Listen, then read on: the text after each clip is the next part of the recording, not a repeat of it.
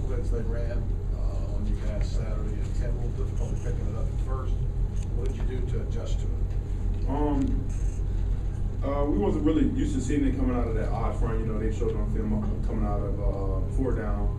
But, you know, Coach Adazio came to the sideline, you know, got some tips from Coach Fryer on the booth, and we made some adjustments. Told us stop setting out, you know, more vertical sets, and, you know, just let it come to you and stop trying to jump it so quick. You know, Adazio is very aggressive. He wants his line to be aggressive. So he's like, hey, you know, sometimes our aggressiveness can hurt us. How about we settle back a little bit and let the blitz come to us? And we started picking it up, and Brandon started slinging. Carl, would you talk about in the fourth quarter? It seemed like you guys just were knocking them off the line every play. And talk about the energy you feel in the huddle when an offensive line knows you, the other guys are just can't handle it. It's a great feeling. You know, I was very, very motivated. You know what I'm saying, to have a great performance from the O-line this week, based on our performance in the first game week. But towards the fourth quarter, it was a feeling like old Florida, pretty much like the line that we always are, just cruising, laid back, dominating, pretty much. But other than that, the heat, it was fun. Carl, are you got any good road SEC stories?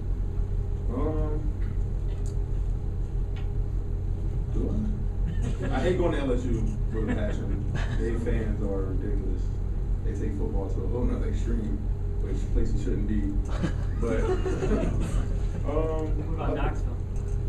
Well, I mean, not really. You know, I'm from North Carolina. That's only like 4 hours from my house.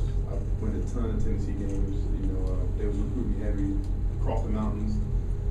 So, you know, I never really seen anything crazy from the Tennessee fans, but I mean, it's Tennessee versus Florida. Who knows? You know, last year, 2 years ago, I saw a little 4-year-old kid flicking me off. I'm kind of like, do you know what that means? Like, what you doing?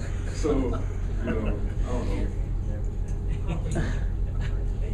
How big a week is it for the offensive line? Obviously, that kind of environment, silent cadence, you know, stuff like that.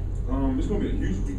I mean, this is not the old Tennessee that you've seen years back. You know, even though if you watch the game closely, even though Oregon, you know, beat them pretty good, Tennessee played very hard. You know, until Oregon started going into the no huddle, you know, Tennessee was in the game.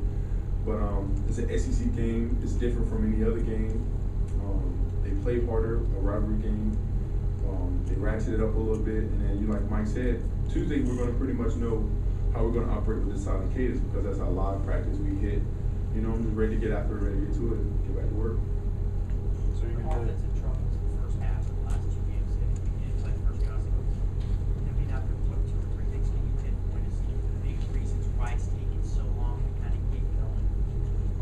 You know, we got a couple people out that you know, myself included, that contribute to the flow of an offense. You know what I mean?